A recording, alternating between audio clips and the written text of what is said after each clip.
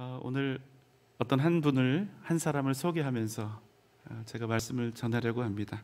여기 한 사람이 자신의 삶에 대해서 회고하는 것을 여러분 한번 들어보십시오. 나는 전쟁에 나가 많은 사람을 죽였고, 남을 죽이기 위해 결투 신청을 했고, 카드 도박으로 큰 돈을 날렸으며, 농민들이 수고하여 얻은 곡식을 허비했을 뿐 아니라 그들을 처벌했고 간음했고 속였다.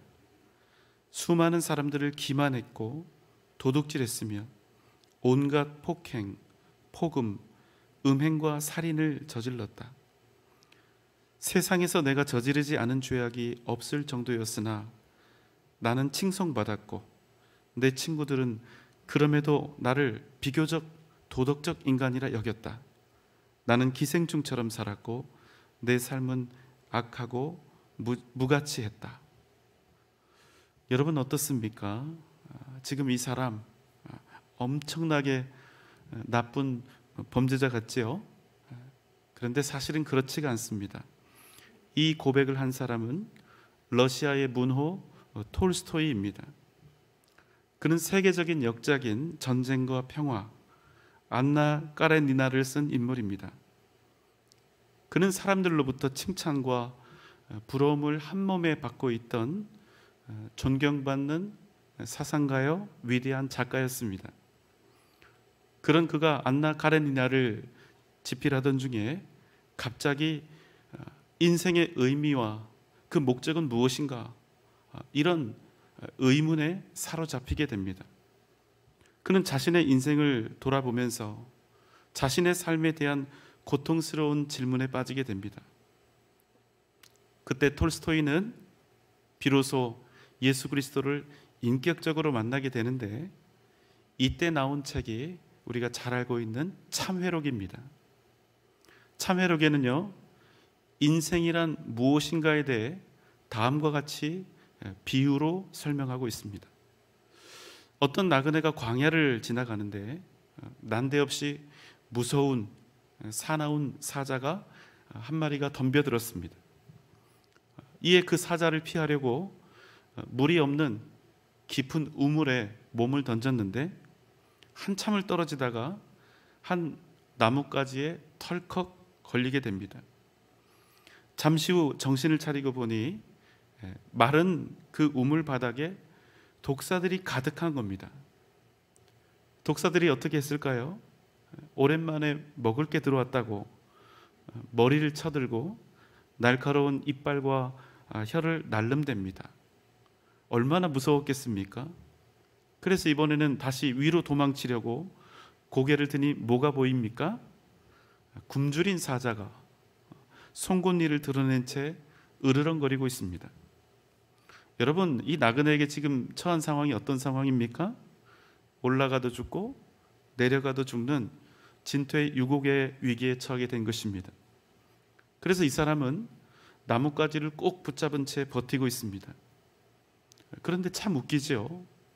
시간이 흐르니 배가 고픈 것입니다. 자기 목숨이 지금 왔다 갔다 하는데도 배가 고픈 거예요. 그래서 주위를 살펴보니까 나무 잎사귀에 꿀들이 있습니다. 이제 꿀들을 허겁지겁 혀로 핥아먹기 시작합니다.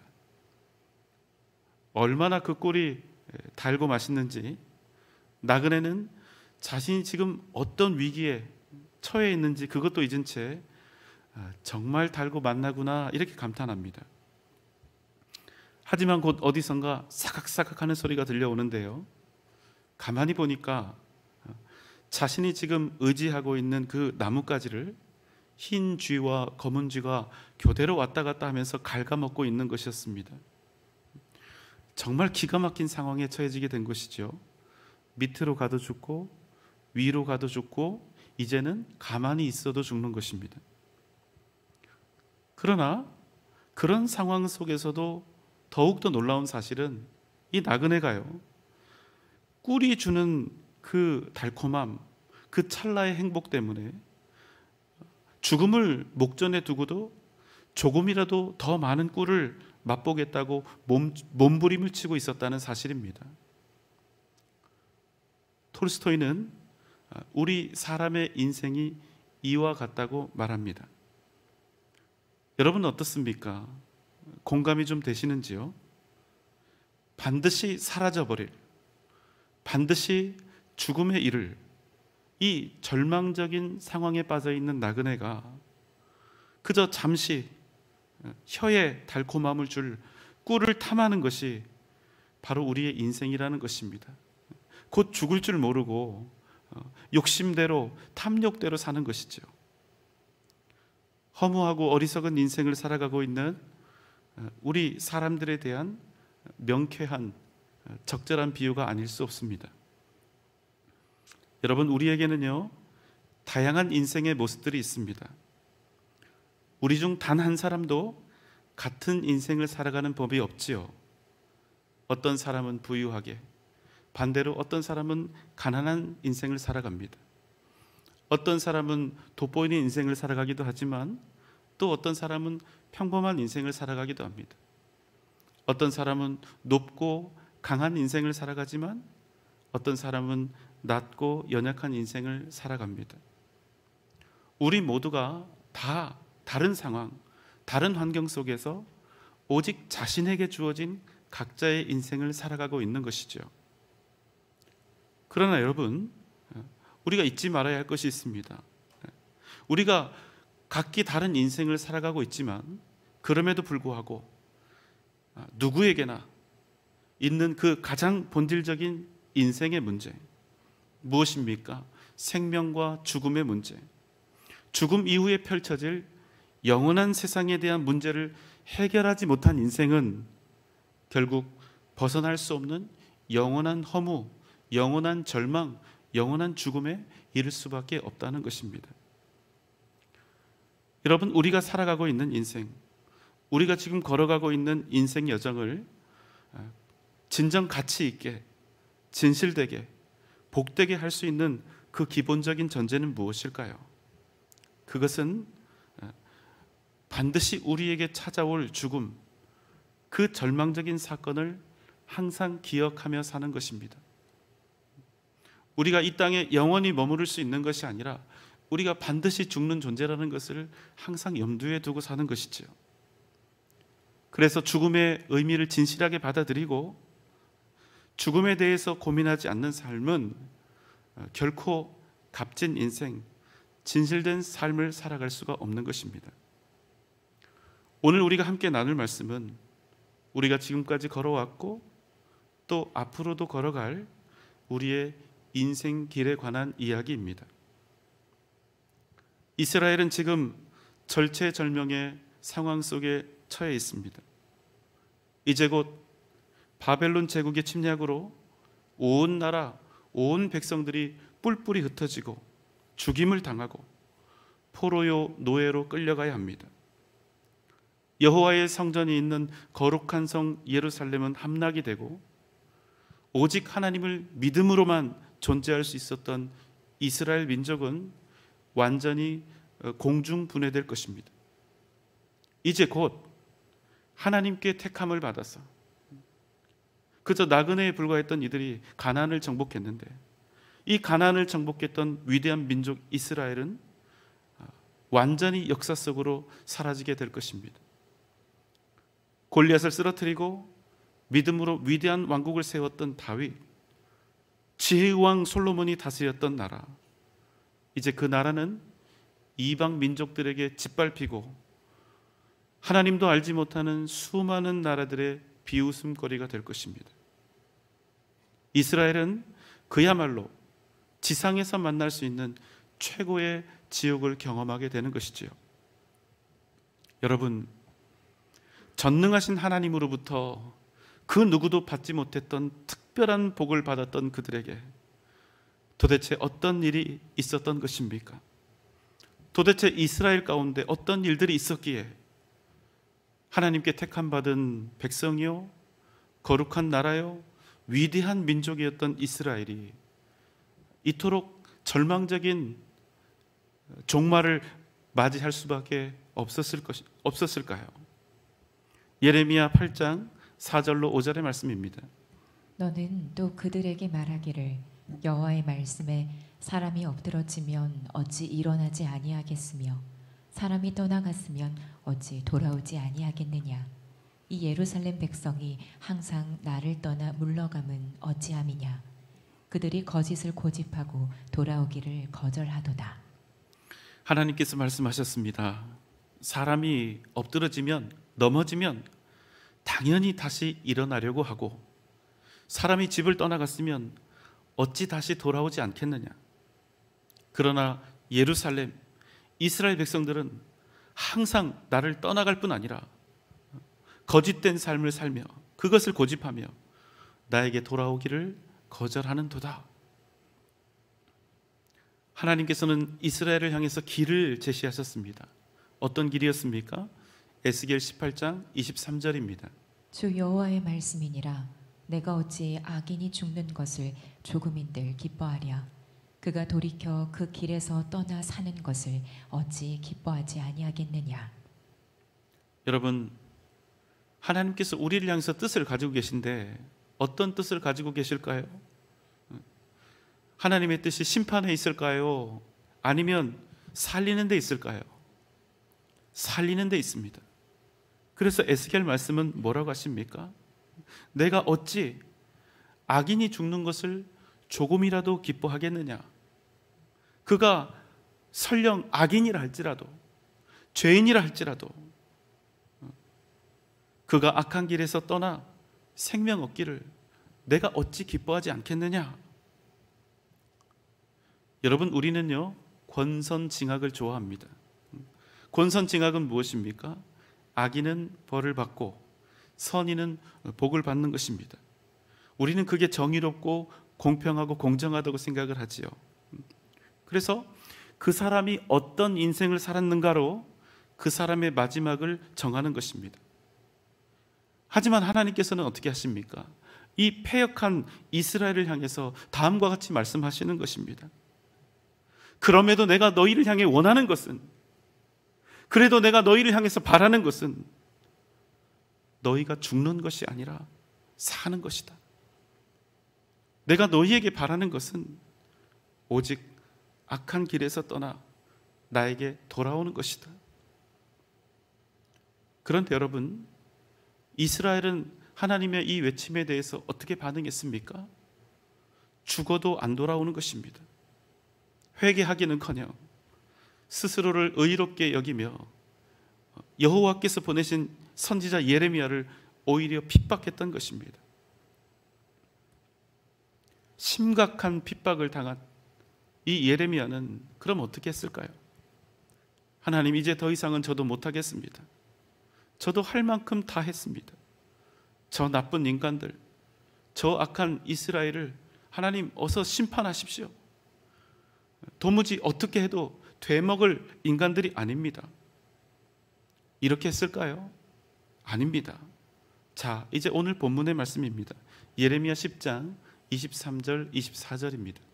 여호와여, 내가 알거니와 사람의 길이 자신에게 있지 아니하니 걸음을 지도함이 걷는 자에게 있지 아니하니이다. 여호와여, 나를 징계하옵시되 너그러이 하시고 진노로 하지 마옵소서. 주께서 내가 없어지게 하실까 두려워하나이다. 예레미야 선지자는 찢어지는 심정으로 자신의 마음을 다해 이스라엘 백성들을 향해 외쳤습니다. 하지만 그들이 어떻게 했죠? 돌아왔습니까? 아니요, 돌아오지 않았습니다. 결국 예레미야는 이스라엘을 향한 하나님의 심판이 목전에 이르렀음을 직감하게 되었습니다. 예레미야는 자신이 어떤 메시지를 가지고 어떤 방식으로 외쳐도 이스라엘 백성들이 절대로 하나님께 돌아오지 않을 것이란 사실을 이제 끝내 인정할 수밖에 없게 된 것입니다. 그래서 이스라엘 백성들과는 아무리 해도 말이 통하지 않으니까, 아무리 해도 듣지를 않으니까 어쩔 수가 없어서 이제 하나님을 향하여 외치는 것입니다. 뭐라고 합니까?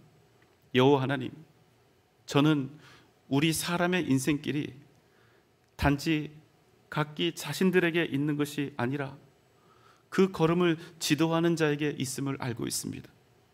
주님, 그 책임을 저에게 주셨죠. 그 책임을 가진 제가 여기 있습니다. 그러니 저를 징계하시고 내 민족 이스라엘은 용서하여 주옵소서. 여러분, 선지자의 아픔과 불행이 바로 여기에 있습니다.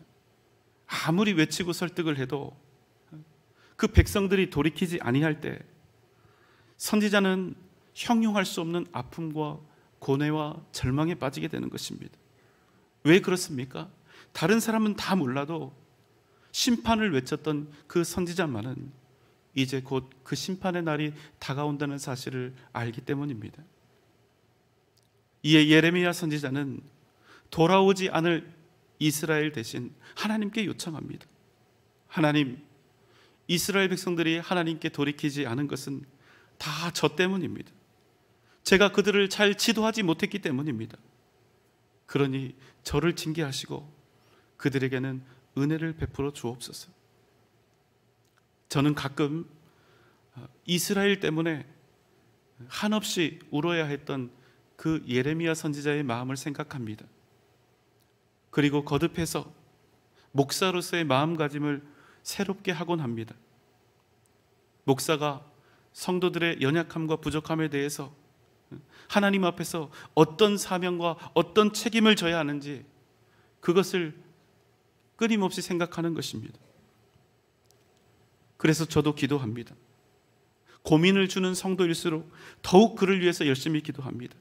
하나님, 그럼에도 그 성도님 더욱더 잘 되게 해 주십시오. 어떤 분들은 자꾸만 하나님에게서 멀어집니다. 굳이 하나님이 기뻐하시지 않는 길을 찾아내서 그 길을 걸어가려 합니다. 그 길이 죽는 길인 것이 뻔히 보이는데 본인은 그 사실을 인정하지도 않고 알지도 못합니다.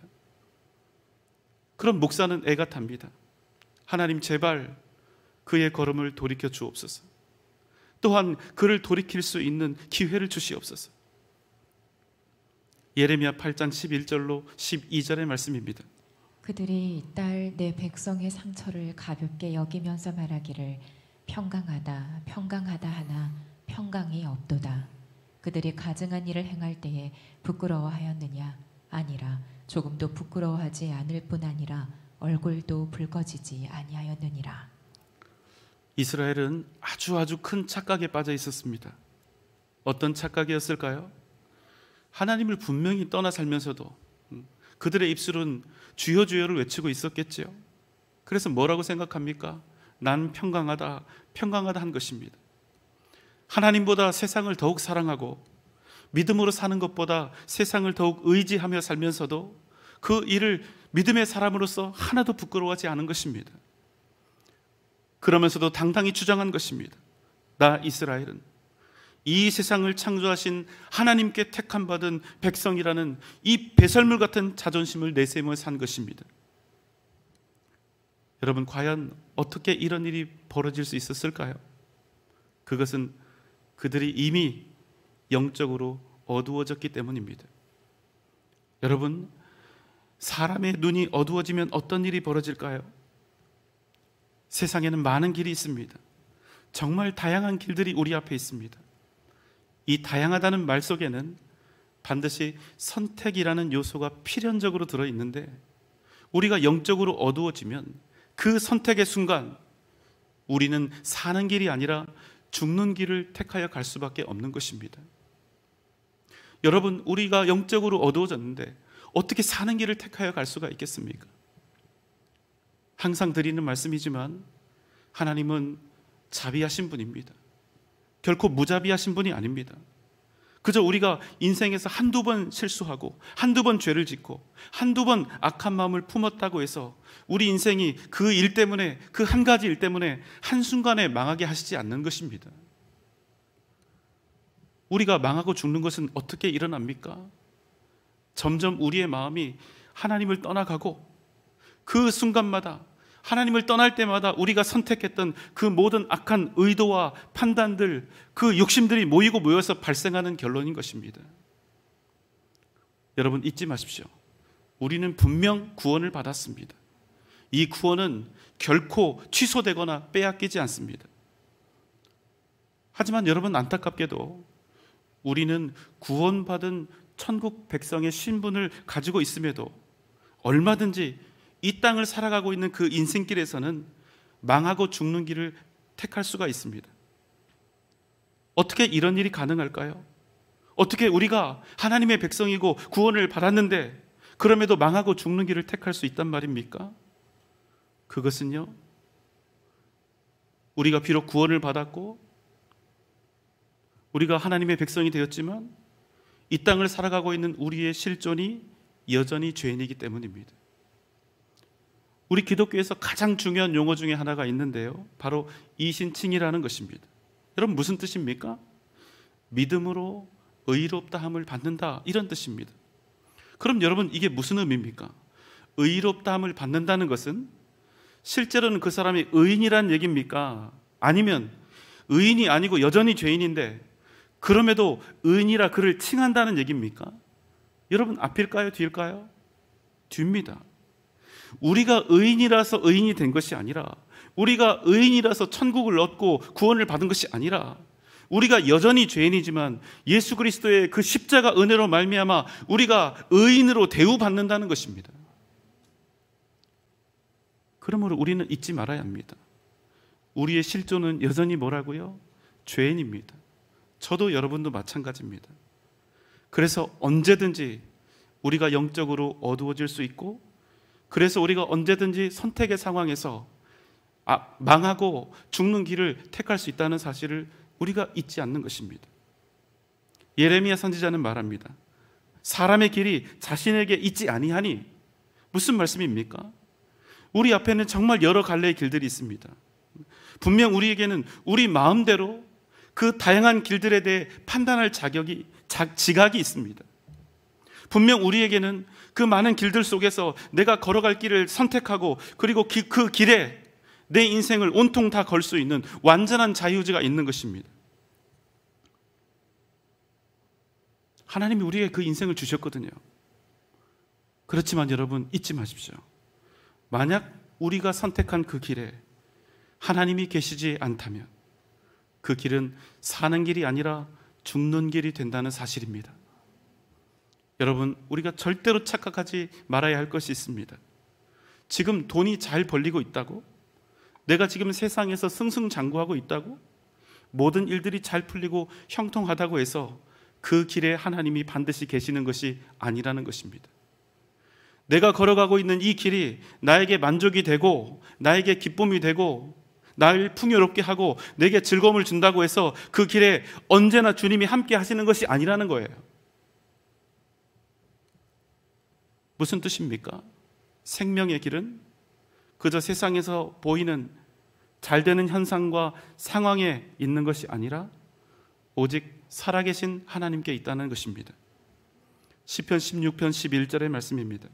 주께서 생명의 길을 내게 보이시리니 주의 앞에는 충만한 기쁨이 있고 주의 오른쪽에는 영원한 즐거움이 있나이다.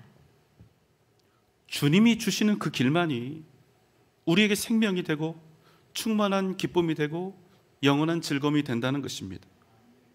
여러분, 기억하십시오. 하나님께서는 우리의 인생길이 복된 길이 되기를 원하십니다. 하나님께서는 우리의 인생길이 생명의 길이 되기를 원하십니다. 여러분, 한번 되돌아봅시다.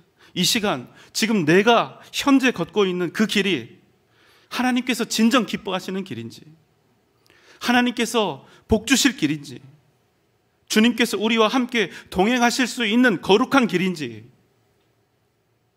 이 시간 다시 한번 우리의 삶을, 우리가 걷고 있는 그 길을 되돌아보는 은혜가 지금 여러분 가운데 있으시기를 주님의 이름으로 부탁을 드립니다.